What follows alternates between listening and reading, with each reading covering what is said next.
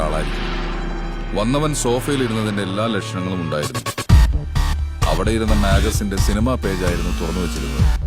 മാഗസിന്റെ പേജും ഇരിപ്പിന്റെ വശവും സൂചന നൽകിയിരുന്നത് ഒരു ചെറുപ്പക്കാരിലേക്കാണ്. അടപ്പത്തിരുന്ന ചായപാത്രം കത്തിക്കരിഞ്ഞിരുന്നു. വന്നയാൾക്ക് ചായ എടുക്കാൻ പോയപ്പോഴാണ് ഈ കൃത്യം നടന്നിട്ടുള്ളത്.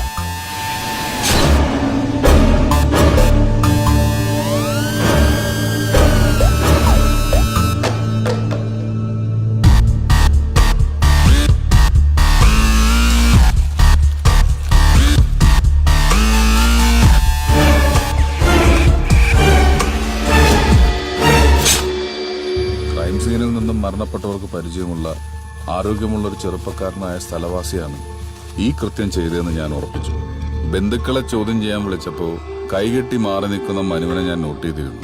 ബോഡി ലാംഗ്വേജ് പ്രകാരം കൈകെട്ടി നിൽക്കുന്നത് എന്തോ മറയ്ക്കുന്നതിന്റെ ലക്ഷണമാണ്.